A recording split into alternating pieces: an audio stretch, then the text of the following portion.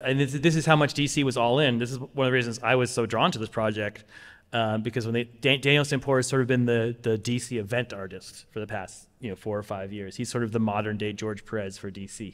He does their events. Sword of Omens, come to my hand. I, Lion-O, command it. Thundercats, ho! And you're watching The Dorkening. Yes, here comes Alfred. That great first issue. Oh, man. All right, we could start. Everybody, thanks a lot for coming. I hope you're having fun at Terrificon. My name is John Suntress. I host a podcast called Word Balloon. It's at wordballoon.com. Thank you, man. There's a YouTube channel of my interviews. I hope you'll check them out online. This guy is a regular, and it's meant a lot. And I met him when he was breaking into the biz, and God, look where he is today. Ladies and gentlemen, the reason why we're all here, Tom King. Oh man, this is. And for people listening at home, there's an audience of, I don't know, 4,000 to 5,000. 1,000 people. Well, the great thing is they're enthusiastic. Yeah, it's amazing. So, and I hear the Taylor Swift show that's near here is empty because they all came here instead. Well, and also, the good thing is Word Balloon is, and forgive me, everybody, I don't mean to come off like, oh my God, but, you're starting with the brag. Several thousand people do listen to the podcast. Hundreds maybe watch the videos. So I was literally listening in my hotel room about 20 minutes ago. Which one? I was listening to your latest Star Trek reviews. I'd already listened to the first half. I'd listened to an hour and a half of you talking about how much you hate Star Trek. It's true. And then I was like, I need another hour and a half because I am all caught up with Strange New Worlds. I'm sorry. And I love it, John. Well, no, I don't love it. I love hearing you talk about it. I understand. You like it more than I do. Like you're one of me. And I'm amazed that you actually admitted that here. And it's all. Don't worry, everybody. Nobody's going to say anything. No, and I mean it makes me feel better. Truly, writers like yourself of talent that are like, it could be better, and that's a soft criticism, to say the least. Well, I'm all caught up. Okay, we'll talk. You see the latest one? I didn't see yesterday's yet. You didn't see yesterday's? And I caught up specifically so I could talk about it with you. And as I understand it, it actually is a more traditional episode. Maybe people have already seen it. It's the best of the series, but there's like one plot hole in the whole thing. Or there's like 17 plot holes in the whole thing, but there's stuff I want to whine about, and now I can't whine because you haven't seen it. Don't worry. I'll we can whine about the ones before that if you 100%. My God, there's already 7 episodes from this season we could talk about. But that's, for another day. We were here to talk about you. I want to talk about Stranger. I don't understand. So my kids are 9.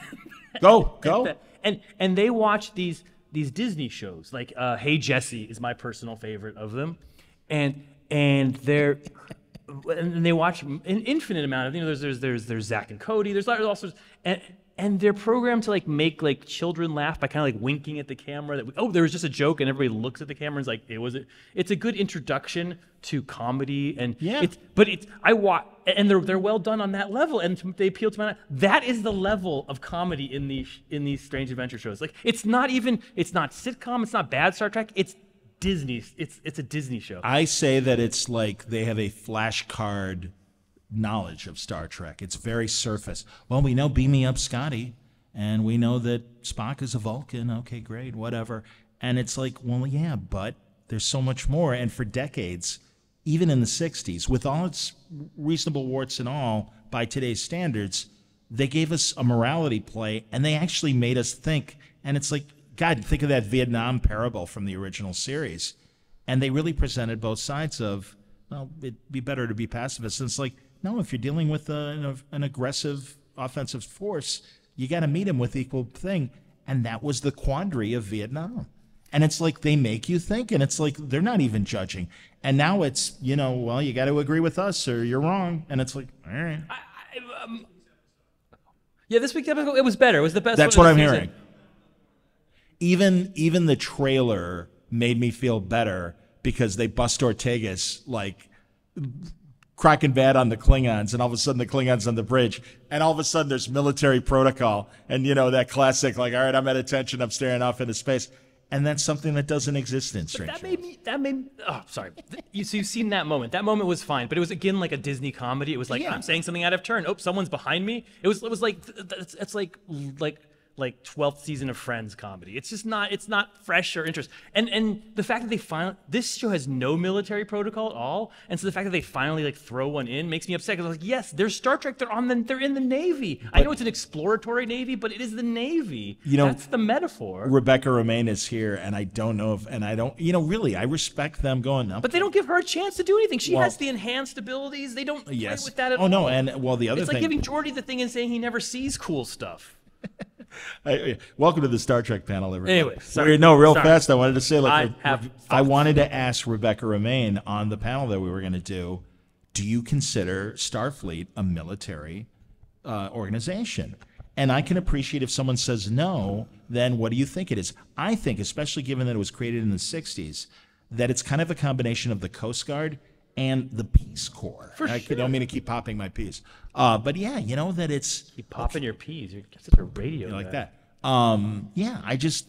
Because a friend of mine who's a big critic is like, all they do is go from planet to planet. Hey, can we have your dilithium? You're really cute, this civilization. We really want your dilithium. I'm like, no, man, they're the Peace Corps. Like, we don't want to upset anything, prime directive, but we have resources. You need clean water. You need food, replicators, whatever. Anyway, that's Star Trek. Meanwhile, this is Tom King, and let's get to it because truly, I'm very excited about your Wonder Woman run starting in September. Thanks. Yeah. So am I. We'll shift gears to a different thing. I'll get to the transition. Absolutely.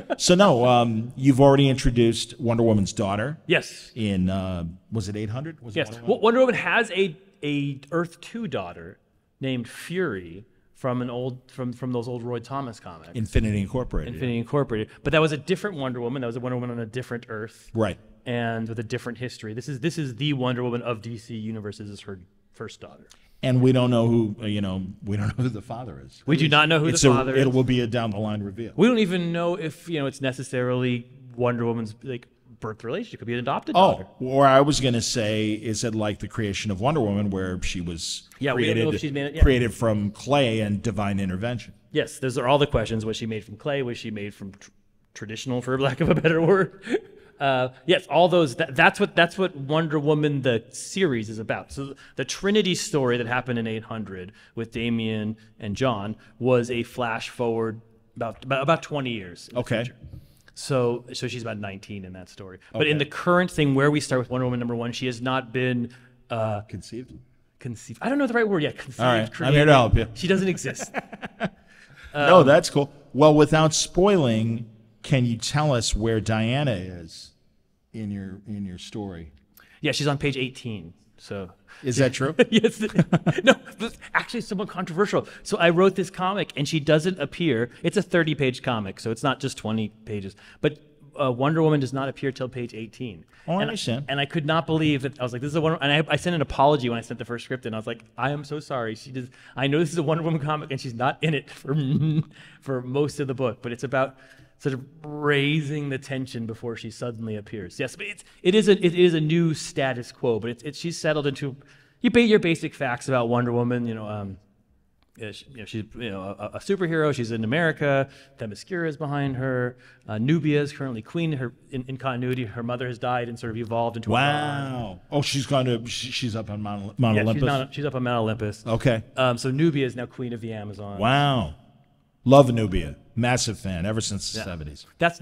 Becky and Michael had already done that, so I was coming into that. And yeah, she's in America, and then something like I don't know, I could spoil some of it, but basically the U.S. government turns on her. It's almost a Stan Lee, Jack Kirby Hulk story. Is it not only her but Themyscira as well? Is it kind of political in terms of? Yes, it's a combination of sort of a political drama with a huge superhero story involved. Cool. Yeah. Well, the way you genre splice, and my God, especially, I mean, I don't know about everyone else, but Human Target was such a joy. I'm such a fan. We just won Eisner for that. Yes, congratulations. Yeah, Eisner winning Tom King, everybody. A smattering of applause. Considering there are 500,000 people here, that means most hated it. It was such a great story. And you were telling me, can I spoil Human Target? Is that okay, everybody? Jeez. All right, because Second Trade just came out. Yeah, he dies at the end. Yeah, that's what I want to talk about. He dies on the third page of the first issue. Well, that's true too. Yeah, it's Tom's homage to a great classic noir DOA, but it's a very different story. But he's been poisoned, and we need to find out who poisoned him. But his fate, I mean, during the run, you're not sure if maybe he'll cheat death. But it was kind of a foregone conclusion that no, and like you said, it's on page 3, I guess. It was very funny. DC emailed me, I don't know, when I was like, issue 9 or 10 was coming out, and they're like, so what happens at the end? And I was like, he dies. And they're like, what? I was like, no, he died on the 3rd page. Is this news to you? I was like, of course he dies. They were utterly shocked. And I was like, no, he can't die. He'll overcome it. I was like, the whole point of the plot is a man facing death. If he then escapes death, well, anyways, Star Trek 2, he's never faced death before. What do you think of my solution to the no-win scenario? Oh, Spock, no, don't die. So anyway, yeah, it was about a man facing death who never confronted death before. And man, I've always loved Ice back in the original Giffen DeMatteis Justice League, but you and Greg Smallwood really made me fall in love with Ice, and just a wonderful femme fatale. But again, you can't help but fall. I mean, just like a great noir, woman. My God, you got to fall in love with her and stuff, and then she's gonna stick the knife in your back. Yeah, and then the twist in Human Target is when the knife gets taken, that Chance doesn't care. That at that moment he's like, okay, you're the one who killed me. Fine, I don't care. Isn't that crazy? I still love you. It doesn't matter to him because he's like, I'm dying tomorrow. What am I going to spend the last day on Earth fighting with this beautiful woman I'm in love with? She killed me. And she gets so pissed at him because she's like, feel something. Yes. And he's like, I feel feel makes nothing. her feel guilty and everything too. Or yes. No, I mean, just going down the list of the Justice League as suspects and where that Giffen DeMatteis Justice League is. No, it's always reassuring as an older reader that I want new stories and I want new ideas. And I think the Human Target series in particular, and we'll get to another one like that, it represents that. But also it's familiar enough that we're all like, it's like a comfortable pair of shoes or an overcoat where you're like, well, there's Chris Chance, yay. And also just the fact that with Black Label, anything goes. And that's the way Black Label should be, I think, the imprint. Yeah, I mean, it shouldn't be anything goes. Like, I don't want to see Superman say shit and fuck and that stuff. I mean, I don't think it should be. That's fair. Like, I think it has to be true to the characters, unless that's what I mean. But it also could be an Elseworld, like a Red Sun kind of thing. Well, that's true too. Yeah. No, and God, speaking of Wonder Woman, Kelly Sue and Nicholas Scott and Gene Hahn, Phil Jimenez. Yeah, setting the bar. My God, it's beautiful. Oh my God, incredible. Wonder Woman's very, very hard. I know we talked, but it's just she's very hard to get to. Her origin is very weird. Unlike Superman and Batman, who have the cleanest, most beautiful origin stories from day one. Yes. And they just sort of set the world on fire. Her origin is kind of murky and messy. And there was that Kanigher period in the 50s when really it was like Lois Lane in a superhero costume. God, I hope I marry Steve Trevor. And, it's like, and again, unfortunately, that was the time. But we've got, responsible writers and artists that are like, no, Wonder Woman's a badass, and she should be a badass. And then dangerous. They tried to correct that era by making her this feminist kung fu, for lack of a better word, icon. Yeah. And that was considered to be anti-feminist. They didn't realize at the time, right? Because it took away her powers. And so literally they were criticized by feminists for being, even though they were trying to evolve the character in that direction, right. They went in the wrong direction. With the best intentions. With the best, yeah. So, which is an era I love, the sort of Denny O'Neil era of Wonder Yeah, Woman. it's Denny O'Neil, the writer. And in fact, at the first New York Comic Con, when they brought him back in the 2000s, Gloria Steinem had a booth because she was promoting a non-for-profit comic book, and she was set up right next to Neil Adams, and he's like, that's Gloria Steinem next door. I'm like, oh my God. And I had to ask her, I'm like, I understand, and I'm so with you, because Ms. Magazine was brand new, Wonder Woman's on the cover, look what they did to our Wonder Woman. And I'm like, this is like 40 years later or whatever, 50 even. And I'm like, I'm with you. But Denny and Mike Sikowski and stuff, they did that with the best intentions. And she's like, I don't care. And I don't blame her. And I laughed. I'm like, and she's like, hey, they got it wrong. And I'm like, they absolutely did. And the power of her, she's very nice. To this day, you can't take Wonder Woman's powers away. It's considered to be, because of that article, because of his article, 50 years later, it's still having an impact on the character. It's, it's wrong. It was kind of mansplaining or not really a good example of mansplaining, but essentially, you got it wrong. No. She needs to be powerful. In her defense, she also like the job they gave her was as a fashion expert running her own boutique. I didn't remember that. I knew that part of it. Not only was she in the gi outfit and doing martial arts, but I do remember that Sikowski really went out of his way to do the current fashion trends and stuff. And yeah, I didn't remember that. Oh God, that's even worse. Doc Shaner and I did a story in a Wonder Woman special where we set it in that time, and it was Wonder Woman and Superman going on a date in whatever 1968. Sure. And she's running a boutique, and like Clark comes in, he's like all dressed, like a square, and she calls us. Yeah, it's a great one. Super fun. We at least got to work in it a little bit and doctor it worked beautifully. That's fun. Will you touch on other eras of Wonder Woman in the story? Yes. We're going to do lots of eras. We're going to do all. I'm going to try to do as long a run as people buy it. I'm going to keep going as long as I can. So we're going to get to, like next week I'm writing an issue with the three major Wonder Girls in it.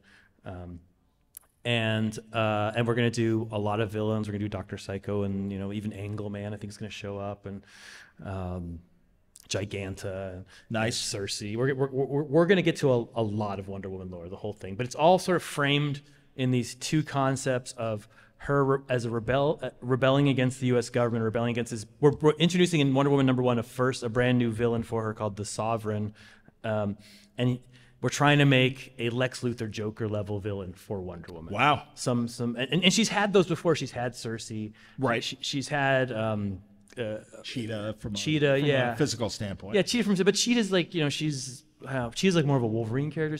She's kind of goes black and white. Sure. Yes, but we're trying to build another villain of that level for her, someone who is very much the X to her Y. And so I think it's going to be cool.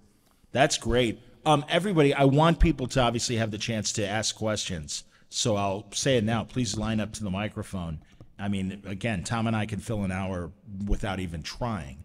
But we really do want you guys to have the opportunity, and women, to have the opportunity to ask any questions you may have. And I see somebody walking up to the microphone right now, which is fantastic. He's going to ask about get right to the microphone, buddy. What's your question? I've been dying to ask you. I love it. People either say the CIA is the meanest, most messed up organization, or God's gift, God bless Ollie North and the American flag. What's your view? How does it reflect in your comics? And what's the difference between writing comics and books? You've done both. Outstanding. Great question. People who may not know, prior to Tom's writing career, was a field agent in the CIA and was, stationed in Iraq, worked under George Tenet. I did. George Tenet was sitting in my chair the day that we invaded Iraq. It was very bizarre. Because I was working night shift on Iraq ops as a not an intern, but it was like before you go into training. It was like the sort of weeks before you go into training. Sure. And so I was working night shift. I was working 10 to 9 or like 12 hours, 10 shift. Wow. And so it was just 3 of us. But one day I grew up, and of course he was there because we invaded 2 days early. If anybody remembers that, we gave like Saddam a deadline, we jumped it. And he was sitting literally in my chair as I arrived for work. I was like, "Oh, George, I'll sit at another desk." But yeah, answer the gentleman's question. With his cigar. George always had a cigar, not lit, but he was like Jack Kirby. Always had a cigar in his mouth. That's chewing on it. Wherever sure. He goes. Yeah, he was chewing on it. I mean, I think the CIA is like any other organizations. I wouldn't paint it with any broad strokes of this or that, of saying it's pure evil or pure good. And I wouldn't even change it with strokes of it's pure incompetent or pure competent. I think it has sort of variations in that. Sure. I mean, I came after 9/11. I was with a crowd of kids, and we were kids. We were in our 20s who were all just kind of trying to get into the fight. And I mean, they were very patriotic and very loyal kids. And I mean, I saw stuff when I was in CIA where people, stopped. I mean, the reason you can't bring a liquid on a plane, or you can't take your shoes, like actually stopping attacks that would have blown up Americans and changed the whole world for the worse. And to me that was wonderful to see. Now that said, the CIA has done many horrible things, and so I think there's a balance between the two. But I mean, I don't think you can't be an honest global power without having some secrets. And if you're going to have some secrets, you're going to have an agency that keeps those secrets, and that's what they do. So they seem utterly necessary to me. Great question, man. Thank you. Excellent way to start. again, everybody, Batman, whatever, And whatever. I've never seen writing and comic book writing because I did start in books. Oh yes, thank you. Yeah, the follow-up. Yeah. And I only have one published novel, but I wrote 4 novels. Once a Crowded Sky. If you guys don't know Tom's It's terrible. novel, Don't buy it. Boo, yes. Good for you. God See, bless attaboy. you, sir. God bless you. it's good. It's a superhero novel. Tom Fowler art in it as well. And it exists because of you. That novel That's exists because of insane. you. And said I don't this believe before. you, That's but- 100% true. I wanted to break into comics. I was on the border between Pakistan and Afghanistan when in 2006-ish. And I was looking for a podcast. I was into Around Comics, and we used to guest on Around Comics. Oh, absolutely. And I fanboy. 2 Chicago podcasts. Absolutely. I fanboy, good friends of ours. And at Comic Geek Speak, I thought those guys were too jockey at the time, which I think is the most dumbest thing I may have ever said, having met them. Yeah, they're not very I was jockey. like, these guys are too bro for me. I want some nerds. No, and they are, and they're good guys. But yes, they are. They're one of us. They're among us. Absolutely. And I wanted to break into comics. And you interviewed Brad Meltzer. Oh my God, 15 years ago. And he said, I used to work for the government. I wrote a book. It got published, and I used that book as a ticket into comics. And I said, okay, I'm just going to do what Brad Meltzer. Like, I literally listened to your podcast. Yeah. And literally that's how the Once Crowded Sky started. It was literally the day after. I listened to Brad Meltzer the day after I started Once Crowded Sky. You know, another great comic pro that has really had great success with novels, and he's here at the show, is Alex Segura. So if anyone is curious, Secret Identity is really good. Secret Identity is a fantastic novel. He continues to write really good. He just wrote an Aranya novelization of, I think, the same story he did in the comics, where Aranya went to 2099 and was with Miguel O'Hare, Spider-Man 2099. And he knows what he's doing. So I don't know if we're doing. My buddy Chuck showed me the schedule, and I don't know if his panel was still going to happen. But I know they were talking about possibly doing a novel panel. But another great resource of how to to talk to and how to break in. But comics are a lot easier, like significantly easier than books, because you don't have to describe things. That's the number one thing. I'm not good at describing things. I'm terrible at how things smell. This is literally a problem in my career. Where I'm like, I don't know how to describe how things smell. That might be a comment on my lack of bathing today, but I did shower. Oh yeah, and I did deodorize. I promise you. It had a suntress-esque odor. In comics, I used to say comics exist to eliminate the adverb. So in comics, you don't have to do that. Mitch or Doc or some brilliant artist does all that stuff for you, and they provoke all those images, and you just get to focus on the plot and the dialogue and where things go. And that's much more in my comfort zone, and I like it a lot more. It's even now I'm writing movie scripts and TV scripts, or I'm not doing any writing now, but once before the strike, I was doing that, and I still like comics. Comics are the best creative medium ever made, in my personal opinion. I completely agree, sir. Tom, can you talk about or tease the new project you're doing at Boom with Peter Gross? Yeah, we saw the teaser image on Twitter. Please, what can you tell us about that? I mean, I could just speak in general terms. They very much put me on a shutdown. It was a completely spontaneous, very stupid thought. I'll talk about this when they actually announced the project. But one day I was just very mad or angry or something about the world, and I had this idea pop in my head of doing something very literary, very big, like very ambitious, something I had no kind of right to do or try. And I was like, that'll never happen. But I was like, fuck it, I'll do it. And I've been the people at Boom, or the one editor at Boom, he's been so nice to me. At the beginning of my career, he took me out to lunch, and every once a year he calls me and it's like, hey Tom, it checks in. And I've always liked this guy, so I literally was just like, I like that guy. Literally, this is such a good lesson for life. He just did nothing but be polite. And so I called him and I said, this is not something I want to do with Image, because I don't think nobody will read. I honestly thought it was going to fall flat in my face, and I didn't want to risk my own money. So I called Boom. I said, I have an idea I'm going to fall flat in my face doing. Would you help me do that? And he said, yes. We'd love to see you fall flat in your face here. Boom. And we looked around for artists for a very long time, and got lucky to find Peter Gross, who I go way back with Peter Gross. I used to photocopy his books of magic pages when I was an intern at Vertigo. When he was one of the guys who brought to life this a 13-year-old with round glasses who was going to be the best magician of all time, and I was like, this will never catch on. You know? It is weird, and I guess they have both properties, Harry Potter and Tim Hunter. I am surprised we still haven't gotten a Tim Hunter movie. They have acknowledged, there's been, I don't know what the exact, but there has been, like, I think she has addressed the fact that there's a lot. When I first saw Harry Potter, I was like, oh, this is just a Tim Hunter ripoff. The first time I saw comics, yeah. Like anyone, because having, and that book's really good, the original Books of Magic, the long series, yeah. With Peter Gross art. So Peter was the perfect choice for this project. I mean, you've seen the teaser. All I can tell you is it's super, super ambitious. I'm 3/4 of the way done. I just got notes on it, and I was like, these are really good notes. I don't know how I'm going to incorporate them, so now I'm kind of in a panic about it. It's indie and it's literary. It's more literary than I usually do, although I try to get on that literary scale every once in a while. And I don't know. I'm trying all sorts of different techniques. There's a lot more storytelling techniques I haven't done. I'm just talking in generalizations. It's about animals. I mean, you've seen the cover. It's something. It's about dogs and cats. And if anyone knows me, I love my family the most, but my dog is like the love of my life. She's with me every single moment of the day. So it's about dogs and cats. Very cool. Excellent. November? November, yes. I mean, it depends on how fast Peter draws. I can't speak, I can't speak for Peter. So. Okay. And I forgot to ask, who's drawing Wonder Woman for you? With you? Daniel Sempor, who is, and this is how much DC was all in. This is one of the reasons I was so drawn to this project. Because when Daniel Sempor has sort of been the DC event artist for the past 4 or 5 years. He's sort of the modern day George Perez for DC. He does their events.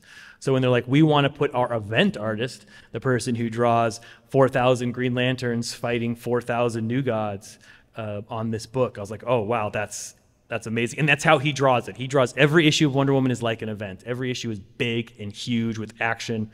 And that's what we want it to be. We want to put her at the very center of the DCU because the story she's telling is going to be sort of explode into what the dawn of DC is. So this is sort of a pilot book or a lead starship, you might say. Understood. And yeah, we couldn't be going bigger with this book in terms of investments of time, energy, and Daniel's pages are beautiful. I'm sure you've already seen. He drew obviously 800, so you saw that. Right. And if you've seen the Wonder Woman, now almost famous, of her in the cemetery with the birds flying. I mean, it's just, oh my God, it's so gorgeous. And again, when he got the script, he's like, Wonder Woman's not on it for the first 17 pages, Tom. But yeah. I like it. No, you want to hold back the drama. That's like when Hester and Kevin Smith did Green Arrow, and he didn't show up till the end. And I'm assuming, forgive me, that they're talking about Diana. So as long as they're talking about the character, and then you get the reveal, and no, it's all centered on her. Yeah, no, it's the Jaws approach where you don't see the shark at first. Right. And then when he jumps out of the water, it kills you. Yeah. Diana's the Jaws. She's the shark. That's awesome. That's good. And she lands with her new catchphrase that we're introducing for her, which is "No, thank you." That's gonna be interesting. All right. Because there's power in just saying no. There's power in saying no. Just very politely saying no. I am not participating in this narrative. As strong as she is and a warrior, she is a tactician, and I've always appreciated that approach to Wonder Woman. Well, she's everything because people have made her everything. So that's almost the hard part about Wonder Woman is that, oh yeah, she's super kind, but she's also the greatest warrior. And it's hard to describe her without describing Superman or Batman and just the combination of them. To finding what makes her unique from those two characters is the biggest challenge because she can be blah very quickly. Sure. She can be very boring, and not have a character at all. In the wrong hands, certainly. Yes. In a Strange New Worlds-esque way. That's what I'm saying. If people don't give her any flaws, they don't give her any. Like, I want her to be the Wolverine of the DC universe. I want her to have something in her that makes her when Wolverine's on a page, you know exactly what she's going to say. He has the exact voice, and you know how it's going to land. That's what I'm going for. I understand. I always appreciated that when Mark Waid and Alex Ross did Kingdom Come, and it was like there was a lot of emotion in that portrayal, but also the warrior was still there. So no, I look forward to it, man. That's great. I always think of. I know this may be wrong, but the Darwin Cook has one scene with Wonder Woman in New Frontier, and it's all like 3 pages long, and it's probably the best Wonder Woman ever. And it's her, in this like celebration with these Vietnamese war widows, but you're like, oh, this is not Superman, this is not Batman, this is somebody different, but as powerful and as cool. And that's where the standard would be. I was like, I want to Darwin Cook this. I want to distinguish her. That sounds great. That's excellent. As we stay in DC, real fast, they just released the DC documentary on Max. I'm in that documentary. And that is what I was going to ask, Tom. I have not seen the third part, the modern part yet, but I will be watching it, and it's good to hear. And I assumed you'd be in it. Yeah, I think I'm in the second part of the. I thought it was like Oh, talking you about the might war be. comics or something. I don't. Oh, I, there you go. Yeah, probably. I haven't seen it. I think they cut my first line. They said, "Tell me about DC Comics." They said, "DC Comics was founded when 2 pornographers ripped off a war veteran." That is not wrong. That is absolutely correct. I just had. I don't think that made the cut. And of course not, because it's an official history. But That's yeah, a much more interesting history. you're right. Harry Donafield and Jack Leibowitz were literally making softcore written porn. And this, Famous Funnies, the first comic book, and they're like, yeah, we should do that. And then Malcolm Wheeler Nicholson, who had all the content, did business with them, and he created the first comics from National Comics. You might have seen from the Golden Age More Fun comics, and that's a very early Golden Age comic. But before that, there was Fun comics, and the majors were, stories were there. I just spoke to several times his granddaughter Nikki, who very much is keeping the flame alive for her grandfather, and representing his original stories. This guy was a soldier of fortune. He fought on the side of the Buffalo Soldiers, like the Bob Marley song. I mean, this guy was a real adventurer, soldier of fortune, who also was in legitimate military and had all these life experiences that he brought to pulp magazines and then later comics. So they got in business with the right guy, and then they proceeded to appropriate the characters and see him. See him, Major. They were distributors. They were the guys who actually sold the books on the streets, and he was the guy who created them and sold them the books. Right. And then he ended up owing them a ton of money. And they're like, well, we'll forgive you. We'll forgive you your debts if you sign over some stuff for us. And then they literally gave him tickets to a cruise, and he went on the cruise. And when he came back, they had closed his office and locked him out of the building. Yeah.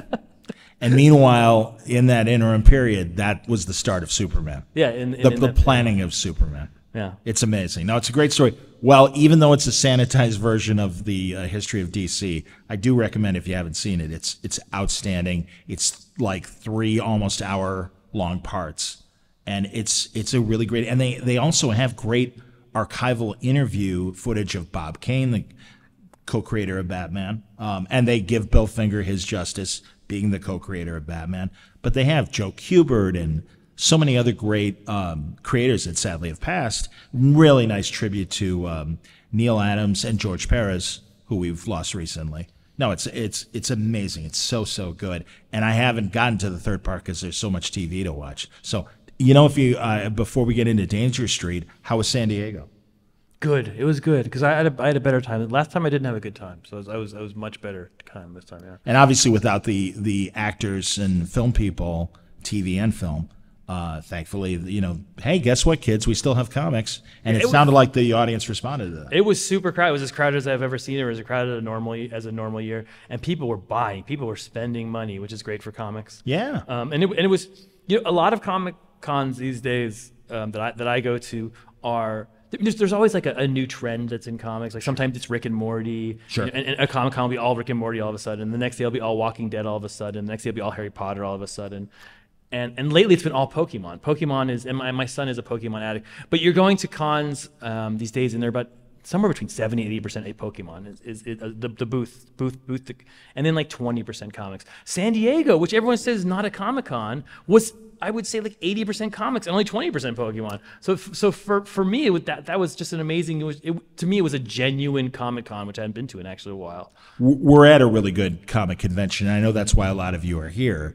But I will honestly say, just like Tom said, even when the TV and film people are there, Comic-Con is what you want to make of it.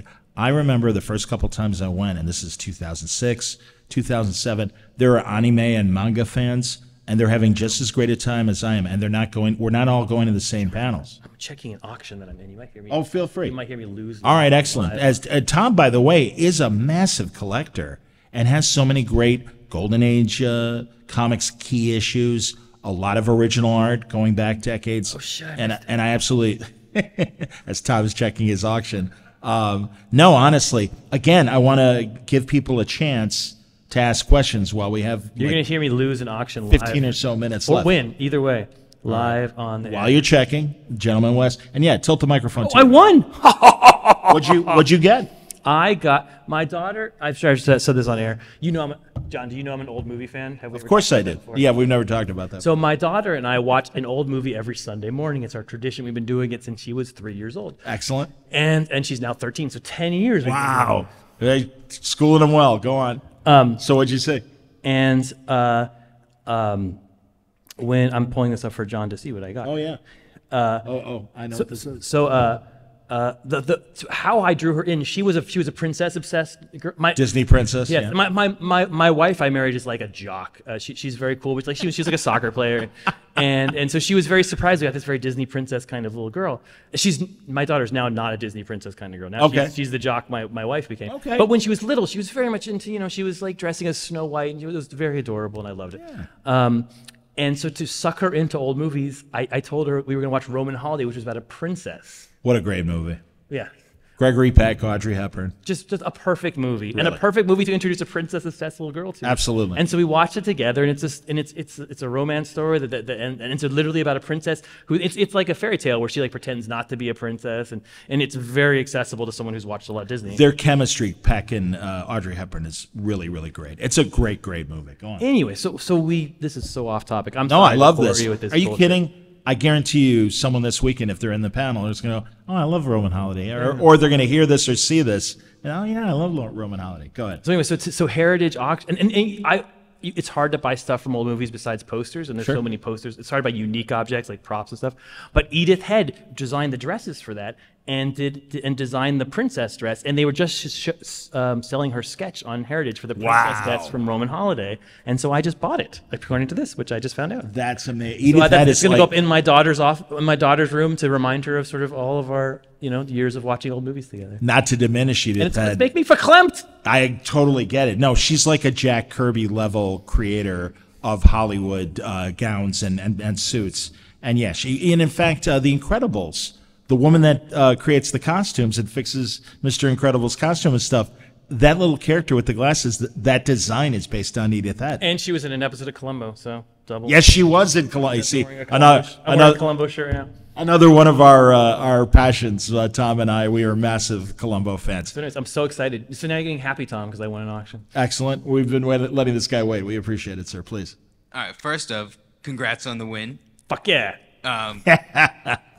Second, Hey, little kids? No. So what I love about your comics, and especially Vision and Mr. Miracle, is that they're very grounded human stories set against this like big comic backdrop. And so just from a writing process, how do you sort of navigate the tension between having like this deep personal story set against this wide sort of universe that has all the continuity attached to it? It is. I mean, it's tough. One of the things is to be true to the continuity. I found people who fight the continuity, it's harder. I think if you look into the continuity, the absurdness of because what continuity is creators talking to creators for 80 years, and that becomes an absurd conversation where things don't go this way and they go that way all of a sudden, and they're weird. And I think people try to ignore that and kind of clean it off or rub it and make it neat and new, like a New 52 kind of thing. And I always think, no, I like the messiness of it and the weirdness of it, because that's what life is like. Life is weird and messy and doesn't quite make sense. So like in Human Target, when I was working with Ice, people are like, well, you have to ignore like the 90s Ice, but no offense to Mark Wade, because I've literally heard him talk to you, and he said he regrets how he handled writing Ice in the 90s because he killed her off. And, I forgot that. Yeah. And you can ignore that. And I was like, no, I don't want to ignore that. That's going to be part of her origins. That's going to be like, that's why she hates Lex Luthor, because she got killed off and she was killed by Lex Luthor, and her bringing back and the absurdity of it. Like I think embracing it is the way to go. Or when we did in Supergirl, A Woman of Tomorrow, we did her origin story, and I went back to her 1950. She has about 1,000 origin stories, and I just went back to the original Otto Binder origin story, which is so bizarrely weird. It's like it's not enough that she just is in Argo and gets broken off. It's that they try to cover Argo with a bunch of platinum, things. Argo gets broken off, and then the ground becomes kryptonite, and that's killing everybody. Right. There's a bubble that lets it survive the vacuum of space. Right. But the land becomes kryptonite poison. So they cover the land with lead to stop the kryptonite poisoning, but then like meteors, right? Meteorites come and they pierce the lead, and that starts killing them. And I was like, that's like an absurd. I'm sure like he just was like 19. He was just like, I don't know. Yeah, 50s. Yeah, 50s. Otto Binder, one of the masters of sci-fi pulp, along with great superhero stories. But the idea of that like she didn't die once. It wasn't her planet who died. It was that was a death, and then she got on, and then the other death, and the third death, Crisis, and then that becomes like our lives. You don't have like that one moment where you're like, oh, life sucks. Like if life sucks, it has like 15 moments that fucking kicked you in the balls. So like that's what I'm saying. It's like just taking continuity seriously makes it more interesting to me. That's how I always balance it, by embracing it, if that makes any sense. Yeah. That's awesome. No, man, you guys are doing good. Great questions and stuff. We still have time. So if you're thinking about asking a question, go up. While you're thinking about it, I got to acknowledge Danger Street. We'll get to you, sir, I promise. But I do. Oh my God. Well, or actually, should we do the question? Let's do the question first. I want you to do your question, man. So speaking of like continuity, is there ever like a push to put something that's like a Black Label, like Human Target, to try making it fit within the continuity of the DC universe? Yeah, obviously, I wrote about this when I had a Substack for 20 seconds. I wrote an article about this, and Jim Lee, who's the publisher, he agreed with my article. So now I'm going to say that's continuity because Jim Lee agreed. But what I said about Black Label is there's I said there's 3 different kinds of books. Let's see if I can remember them, and they're all based around Alan Moore works. There's like stuff that's completely outside of continuity, like a Watchmen kind of thing that has nothing. It's like a different world. It's a whole different kind of thing. And then there's stuff that kind of touches on continuity, but is a what-if kind of thing. Dark Knight Returns would be kind of an example. And then there's stuff that could be continuity or might not be continuity. A good example would be a Killing Joke, which I mean, people have argued about this, but in my head, Killing Joke wasn't continuity when it came out. It was kind of because it was a special, was on the side at the time. Joker had joined the Shah of Iran. He was in a very different place than he is in Killing Joke in the regular comics. I remember that. And I remember reading these off the shelves and being like, these don't match. And also the movie was coming out where Joker was, the Jack Nicholson. Napier, and Yeah. and so none of it matched at the time. But slowly, The Killing Joke became continuity because so many people loved that book and people cared about it. And so that story about what happened to Barbara and how it led to sort of her fate and how that sort of changed Batman, because people liked it, it became continuity. And that's how I think about Black Label. Because people like things, they'll become. The more people read them, the more people like them. Those kind of books, the ones that are written kind of not the DKR books and not the Watchmen books, but the books that are like Human Target. Or Mr. Miracle. So is Chris considered dead in the DC universe? Again, that's not up to me. That's yeah. It's editorial. It's up, yeah. But it's not editorial because editorial will respond to the fans. That's literally something to the fans. Okay, if the fans are like, oh, we love this book, we love this continuity, they're not going to immediately bring back Human Target and be like, he's alive. And I realize that too. Sure. They'll want to incorporate, and it's also up to future writers to be like, I want to build on that story. And so if it's good, it becomes continuity, is how I think of it. Again, Jim Lee agreed with that. So if you didn't see on the schedule, we're going to have a really interesting conversation with Paul Kupperberg, Jimmy Palmiotti, and Carl Potts. They're all here? We're going to, and we're talking about 80s comics. And we're talking about anti-heroes and, Peacemaker, Jonah Hex, and the Punisher. And as you know, everyone, or you may know if you're a regular Marvel reader, they have put the Punisher on the shelf. And they have really, if they want to end the story, it's over. But we'll see in a few years. You never know. I mean, I remember arguing with Brian Bendis about revealing Clark Kent's identity. And I'm like, is this a good idea? And so many other friends in comics are like, regardless, Clark Kent isn't over. It's going to happen. And here we are. And Philip Kennedy Johnson and Josh Williamson are telling great stories with the secret identity intact and finding new things to say about Superman. So that was great, sir. Is there more, or did you have another question? The only other thing was, do you prefer doing something that is more Black Label, where you could make it more of an open-ended ending, or do you prefer doing like Batman, Wonder Woman, where it's more ongoing, kind of more strict to continuity? I personally prefer just the most fun thing to do are these 12-issue series with one artist. That's just the most fun, the most comfortable. The Mr. Miracles, the Rorschachs, the Danger Streets. Because I get to write, if I'm doing my schedule right, I get to write them all 12 in a row, which is a fun way to spend 3 months of my life in encasing characters. They're getting more rare now for a lot of reasons, especially American comic creators have gotten slower even since I've been in comics. And so very few of them can handle 12-issue series. The reason I like them the most is because the art is consistent. In Batman, we had to change art every 3 to 4 issues just because that's how it had to work because of the double ship and everything. And I wanted to change the story every 3 to 4 issues. So that just created a lot of sort of conflict. I love the idea that you tell one story with one art. You sit down and read that one story. When I was, it's my son's 14 now, and he's already he's already gravitating to the stories that are those novels, those Red Suns, those All-Star Supermans, Sure, the Golden Age by James Robbins that we just read. Ooh, so good. And those are the stories that I love the most. But that said, I've been doing those for 3 years. I could have been doing those for the rest of my life. If I write 50 12-issue things, one is going to be the best and one's going to be the 50th best. That one's going to suck.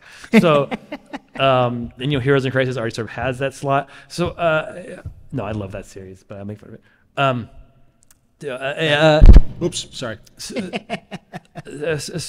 and DC Comics literally said to me, they're like, we want to challenge you. We want to do so. That's why I'm doing both Penguin and Wonder Woman. My first ongoing series is since 2018. So 19. Geez, I'm so old. COVID has screwed up everybody's timelines. I totally understand. Ugh, I'm old. Danger Street.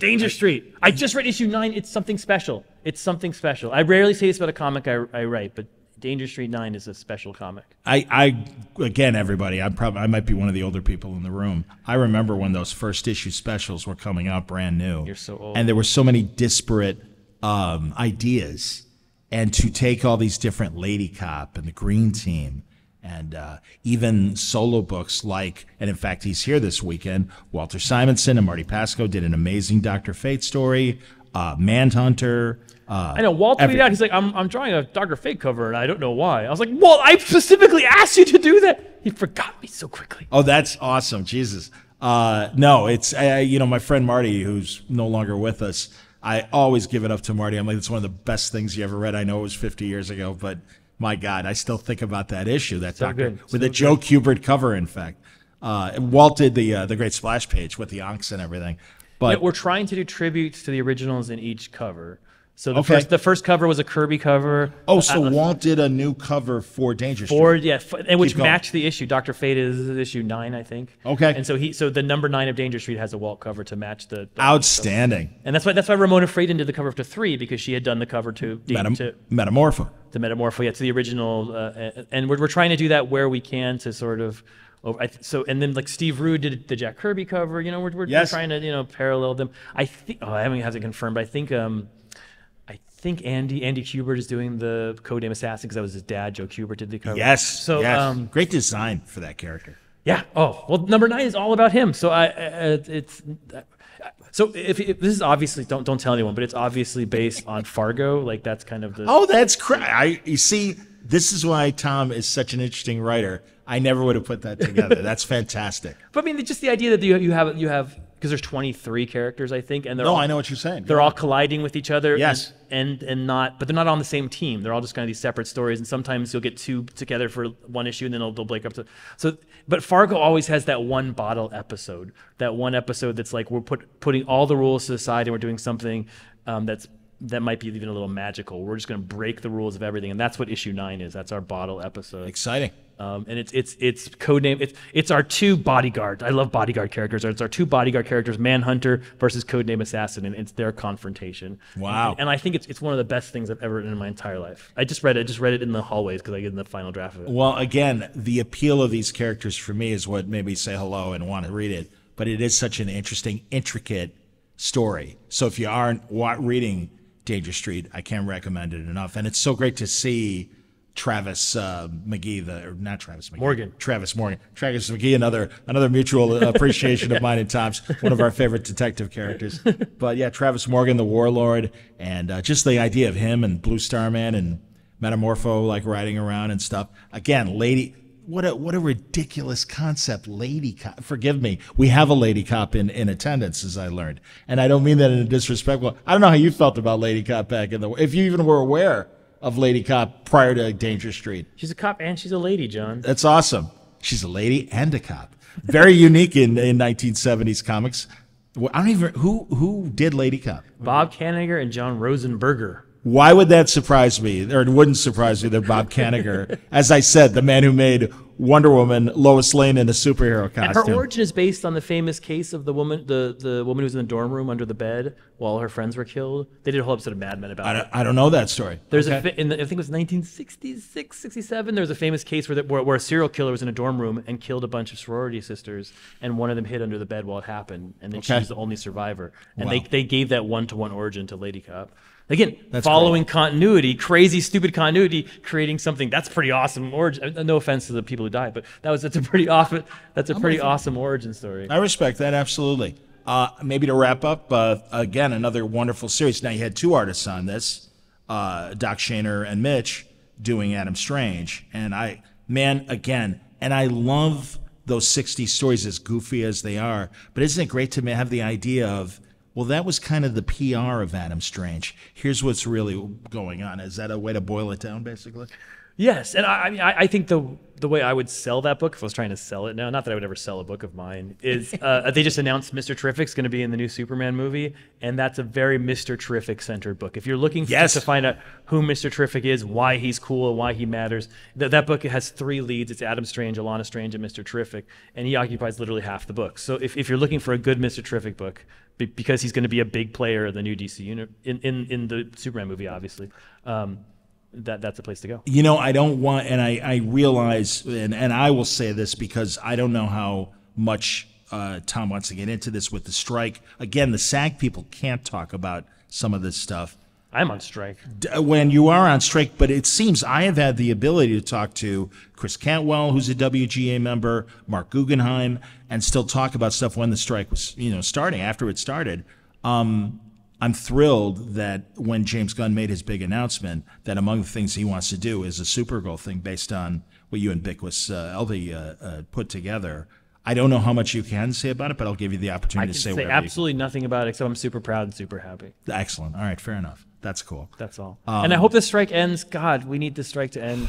I hope. As a writer, of course, I'm on the sides of writers, but Hollywood needs to unite in this and pay their writers and pay their actors and get rid of this stupid AI thing and get it done. Because I was at the movie theaters last week, and I've been going to, my kids are 13, 14, I probably said that, and this is the first year post-COVID where we're going to the movies every Friday. We're seeing the big movie every Friday. Good for you. And last weekend, was the first time I went to a movie theater, and it felt like 1994 when Jurassic Park came out. I understand. Like with this Barbieheimer thing. It was you couldn't get popcorn. Everyone was lining up. That's great.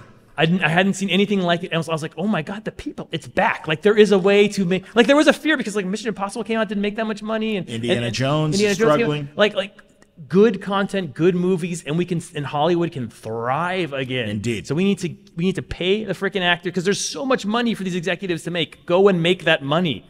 Just pay the right people and then make your money. That's what I'm saying. I so agree. And I'm a SAG member from a broadcast capacity, and right now I'm not in radio or TV. I'm just doing the podcast, and I really do respect the strike from a SAG standpoint. And really, financial experts are like, the writers and the actors are literally only asking for about 5% more of what the studios make in profit. Warner Brothers is kind of an outlier because of all the crazy stuff of being sold from AT&T and now being Discovery. There's a lot of debt. All the other studios are still making billions. And it's not about money. It's about control. And no management situation, no matter your job, even if you have a union or not, the problem is control, and they never want to relinquish control. But eventually, the well's going to run dry, and they're going to need content. And people like Tom writing, the actors, they make the donuts. We want to eat the donuts. It's very adorable that you own the store that makes the donuts. But if you don't have the cooks, you don't have product. It's that basic. I grew up in Hollywood. My mother is a studio executive. I've seen my whole life. I've seen it from that side. I want Hollywood to thrive, and I think there is a sense in Hollywood that there is some sort of death coming because they haven't found the balance between streaming and content. Yes. And I think with this Barbenheimer phenomenon shows that the death is not here. The death knell has not come. Oh, no. That good movies, good marketing can bring people to the theaters, and there are billions to be made. And we just got the next Barbie isn't being written right now because we're in the sidelines. Yeah. The next Oppenheimer's not being acted right now because we're in the sidelines. Make Season- the movie, make some money. Let's make the circle and say season 3 of Strange New Worlds is stopped production because of this strike. No. Well, the good thing is, Oh well, that might be okay. No, I'm just kidding. No, Strange New Worlds, you're great. I love you. it doesn't matter. It doesn't impact Tom's comic book work, which we're all excited about. The Boom announcement coming in November, but before that, Wonder Woman #1 and Danger Street #9 coming soon. All great books, as we all know, from Tom King. We didn't even talk Batman in this hour, but we got to stop it here. Tom, thanks a lot. I hope you go to his table. Thank you so much for coming. I really appreciate it. Excellent. Now I'm going to stop my recording and let you all know, because I'm in the next panel, that I'm running to the bathroom before we start the next film. How dare you? So I really did. Because I'm an old man and I got to pee. I'm so excited about this, guys. Will you? Will you? I want to. But now I can't spend any money on the floor. So sorry, vendors. I want to have when you have hang time tonight or tomorrow. Yes. I mean, and obviously, I don't know what your plans are, but we'll text each other later. Yeah, I'm having dinner night with Walt Easy, and I'm swimming on I'm Excelsior!